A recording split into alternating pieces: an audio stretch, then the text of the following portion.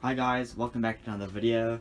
It's been a long time since I've posted a video, and that's because I've been busy with school and been kind of lazy with the experiments. But that hasn't stopped me from my interest, and I wanted to give an update on how everything is going. And as you can see in front of me, there's some new chemicals that I've ordered.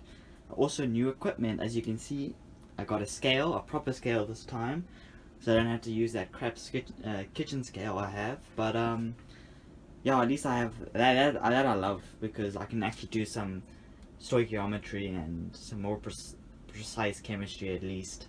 So yeah, so I'm just gonna show you some of the chemicals I've got. I got I think, how much is this? This is 1, 2, 3 kgs of sodium metabisulfate. This I got for making bromine and sulfur dioxide gas. It's really cheap, so that's why I got 3 kgs of it. This is some iodine. This was 100 grams of iodine, little iodine granules. I got this because it's iodine. Who wouldn't want to get iodine? This is some potassium hydroxide, self-explanatory. And this is some sodium nitrate. That's sodium nitrate, and this is also sodium nitrate. That's around 2 kgs of it. I can use that to make nitric acid if I really want to.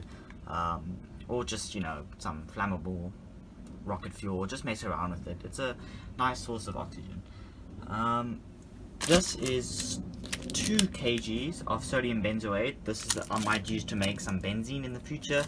I just need to get a clean paint can, because you need a high temperature, and I don't think my glassware will enjoy that. These are some of the liquid chemicals I have. 25% ammonium hydroxide. It's in this brown container. As you can see, frost is building on this thing. Also 50% hydrogen peroxide. This I won't be getting again from where I bought it from, which was Chemical Supplies, because they are so far away, and this is such a high concentration of hydrogen peroxide. They actually have to put a stabilizer in it, and not just a little bit, quite a bit of stabilizer. Quite a bit. Like, I'll make a video and put it on here, the difference between this 50% hydrogen peroxide and the other 50% hydrogen peroxide I have with a catalyst. And you can see that this has quite a bit of stabilizer in it, and it's fine. I mean, I have to put it in. I just can't do too much fun with the amount of oxygen that gets released. It obviously releases the same amount, but a lot slower. This is toluene, just a good solvent. I think it can dissolve sulfur, if I'm not mistaken, which I'm going to make some sulfur crystals. So that will be fun. It's such a cool concept of dissolving sulfur. Such a weird chemical, to be honest. I also have some new glassware.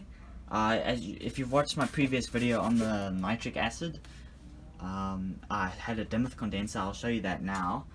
And I'll talk about the little bit of glassware I got. As you can see here, I'm just busy with making the bromine videos coming soon. I'm just waiting on some antifreeze around, maybe hopefully 25 liters to 20 liters to 10 liters of antifreeze, because I'm going to be using sub-zero antifreeze, probably around -16, -20 degrees antifreeze for the bromine, so that when it touches the coils it becomes a liquid really quickly, so I can get a better yield. I probably don't need as cold a liquid, but I do want to use it. This is a 2-liter beaker I have here. It's standard. I love this thing. It's quite useful. Just some stuff in it. And yeah, and that's just the scale. It's a 600 gram to 0.01 gram. I believe that's 1 decigram. So it's very sensitive, especially for my use. I actually don't need anything more sensitive than this for the chemistry that I'm doing. It's quite sufficient enough. Yeah, I love this thing. Yeah, it works. They finally given me a calibration weight, which is 500 grams, and I have to calibrate it each time I use it, which is, that's understandable, because with that low, or with that accuracy, you could say, you're gonna have to calibrate it. So yeah, so let me just quickly get the glassware out and show you that, and put these back in the freezer before, I don't know. Alright, welcome back. So I actually forgot to talk about my heating mantle that I got. This thing was quite expensive, but I don't know, it was the only way I could find a decent heating mantle for a reasonably cheap price. This was, for the quality of this, it's questionable, but you know what, it does the job. It has magnetic stirring and heating, you know.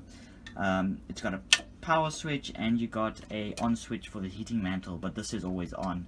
So if this thing is set to like 0, it's not really 0, it's still actually rotating. I don't know if you can, if the camera will get it, but there's the 2 rotating magnets. Yeah, you can see them here.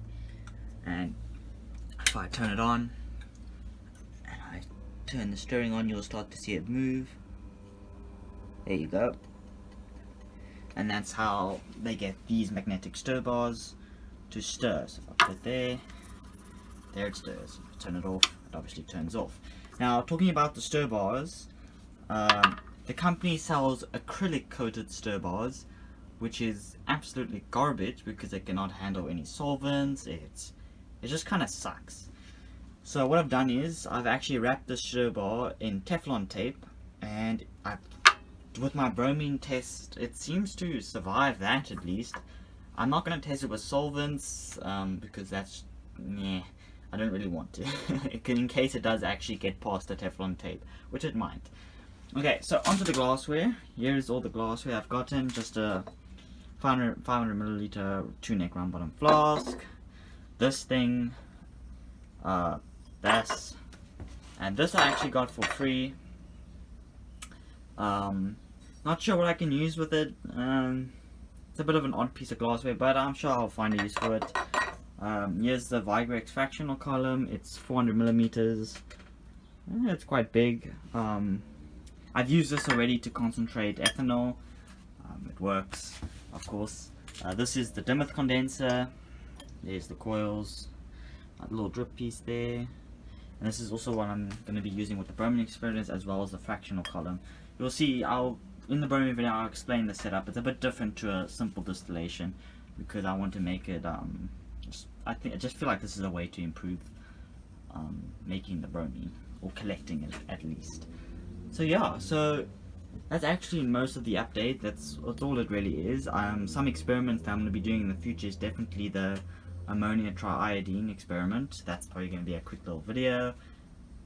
Funny story, I made it a while ago when I got the ammonia, and as I was carrying the dish with the ammonium triiodide with the filter paper, the wind blew it off all over the floor, and once it dried, you know, as you walk around it starts exploding. It's harmless, but it was quite funny actually, because I'll just randomly step on one, and when I'm working with my dad it will just explode and we'll just get a fright. But yeah, it's quite harmless. It was obviously dispersed very quite a bit, so I'll try to take a broom also to make it explode, but you can't get everything. So yeah, so that's going to be one of the future experiments. As you know, I'm dealing with the bromine at the moment. There's these spar tablets, these bromine spar tablets. It's the Hydrotoin stuff. I can't find sodium bromide, and probably this might be cheaper or the same price.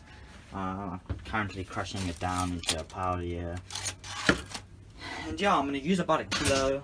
So 500, my 1 liter round bottom flask can't handle 1 kilo of that stuff, plus the sodium metabisulfate solution. So what I'm going to do is I'm going to have to take off the flask and replace it with another flask already mixed with that stuff, so that I can just, you know, remove the flask, put the flask in, and I can continue the distillation.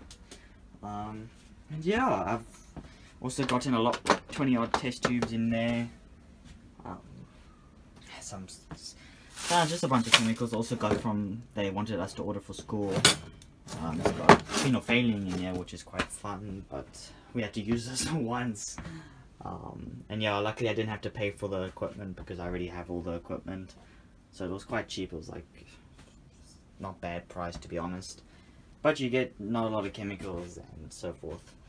But yeah, so that's going to be the end of the video. I see you in the next video, which is hopefully going to be the bromine experiment. And yeah, see you in the next video.